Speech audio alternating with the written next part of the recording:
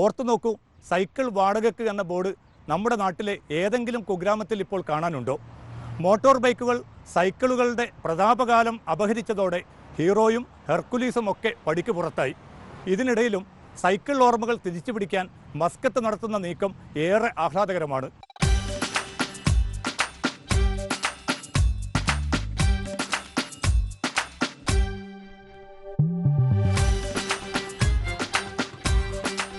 സൈക്കിളിനെയും cycle സവാരിയെയും നിത്യജീവിതത്തിലേക്ക് തിരിച്ചു കൊണ്ടുവരാനുള്ള തയ്യാറെടുപ്പിലാണ് മസ്കത്ത് മുനിസിപ്പാലിറ്റി.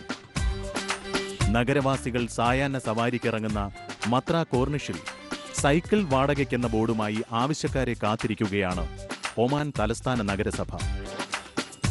തികച്ചും സൗജന്യമാണ് സേവനം.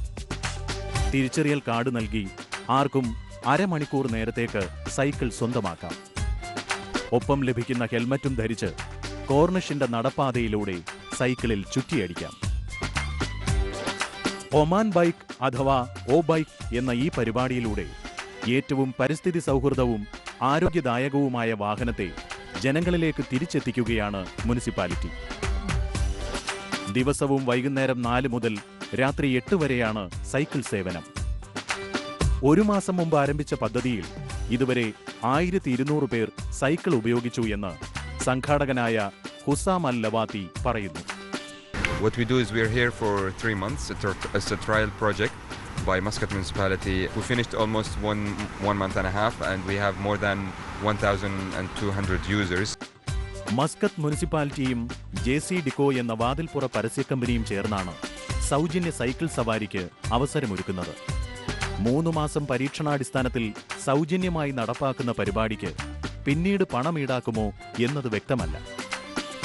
സൈക്കിൾ പ്രചാരണത്തിന് പിന്നിൽ പരസ്യ കമ്പനിയുടെ വാണിജ്യ തന്ത്രങ്ങളുണ്ടാകാം. എങ്കിലും ജനകീയ വാഹനമായ സൈക്കിൾ വീണ്ടും ജനമനസ്സിലേക്ക് തിരിച്ചുകൊണ്ടുവരാനുള്ള ശ്രമം പ്രശംസനീയമാണ്. ഓ ബൈക്ക് കേന്ദ്രത്തിൽ നിന്ന് അല്പം അകലെയുള്ള ഫിഷ് റൗണ്ടബൌട്ട് വരെയാണ് സൈക്കിൾ സവാരി അനുവദിക്കുക. ഫുട്പാത്ത് വിട്ട് വാഹനങ്ങൾ ചീറിപ്പായുന്ന റോഡിലേക്ക് സൈക്കിൾ ഇറക്കാൻ അനുമതിയില്ല. സുരക്ഷാ നിർദ്ദേശങ്ങൾ ലംഘിച്ചാൽ സംഘാടകർ പിടികൂടും.